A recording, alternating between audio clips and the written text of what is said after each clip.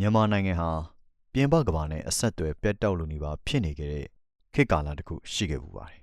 ။အဲ့ဒီလိုအချိန်မှာမြန်မာစာဖတ်ပရိသတ်တွေကိုရုရှားနှင်းတော်တွေစီ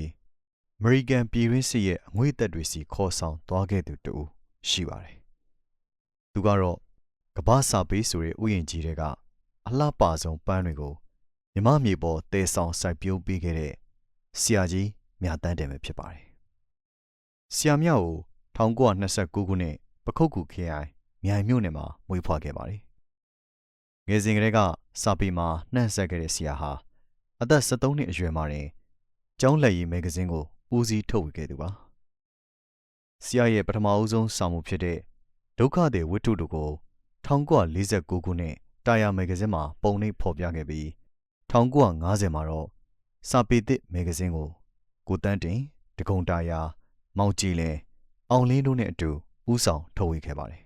။မြစ်တာအသင်ချေကဆရာရဲ့ပထမဆုံးပင်ကိုယ်ရေးလုံးချင်းဝတ္ထုပဲဖြစ်ပါတယ်။အစာပိုင်းမှာမြာတန်းဆိုတဲ့ကလောင်နဲ့ရေးခဲ့ပြီးဆရာသိန်းဖေမြင့်နဲ့အတူတွဲရေးခဲ့တဲ့နွန်နဲကကြာဝတ္ထုကဆလို့ဖခင်နာမည်ကတင့်ကိုယူကမြာတန်းတင့်ဖြစ်လာခဲ့ပါတယ်။ဆရာဟာစောက်တွေကြားမှာအေးလူလူထိုင်နေတဲ့စာကြပိုးတယောက်တော့မဟုတ်ခဲ့ပါဘူး။အသက်15နှစ်မှာတင်ဖက်စစ်ဂျပန်တော်လှန်ရေးမြေရောက်လှုပ်ရှားမှုတွေမှာပါဝင်ခဲ့ပါတယ်။ကျောင်းသားသမဂ္ဂဥက္ကဋ္ဌကွန်မြူနစ်ပါတီခရိုင်ကော်မတီဝင်အဖြစ်နဲ့လယ်သမားအရေးတိုက်ပွဲတွေကိုဦးဆောင်ခဲ့လို့အင်္ဂလိပ်အစိုးရအလိုတော်ကြီးတွေကသူ့ခေါင်းကိုဖျက်နိုင်ရင်စုငွေပေးမယ်လို့တော့တိတ်တဆိတ်ကြေညာခဲ့ပူပါတယ်။နိုင်ငံရေးယုံကြည်ချက်ကြောင့်ဆရာမြတ်ဟာ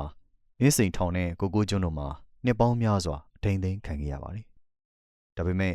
အကျဉ်းတော်တွေကဆင်းရဲဒုက္ခတွေမျောလင့်ချက်တွေဟာနောက်တစ်ချိန်သူရေးမဲ့ဝတ္ထုတွေအတွက်ကုန်ကျန်းတွေဖြစ်လာခဲ့ပါလို့တယ်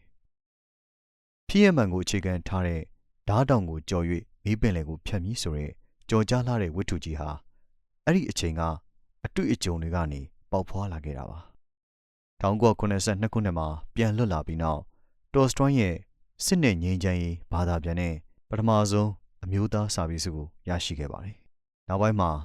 လေယူ33ကန်းဆောင်နေအိမ်မက်အစရှိတဲ့ဂန်နွယ်စာအုပ်ကြီးတွေနဲ့အတူအမျိုးသားစာပေစုကို9ချိန်တိုင်တိုင်စုခုခဲ့ပါတယ်။ဆရာဟာခီးသောစာပေကိုရသားမြအောင်ရေးနိုင်ခဲ့တဲ့သူတစ်ယောက်ဖြစ်တယ်လို့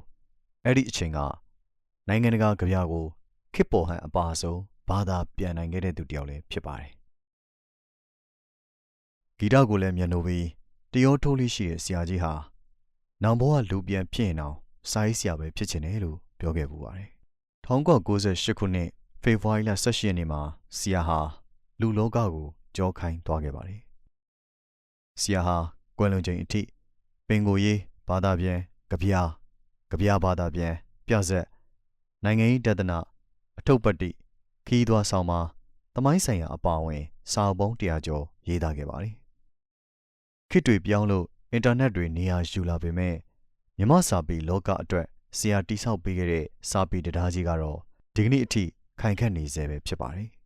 ။စာရေးဆရာဘွားကိုဘာနဲ့မှမလဲနိုင်ဘူးဆိုတဲ့ဆရာဟာသူယုံကြည်ခဲ့တယ်လို့ပဲရိုးသားမှန်ကန်တဲ့ဂုဏ်သိက္ခာတွေကိုခြံသွားနိုင်ခဲ့တယ်ဆိုတာကတော့ငြင်းစရာမရှိဘူးထင်ပါတယ်။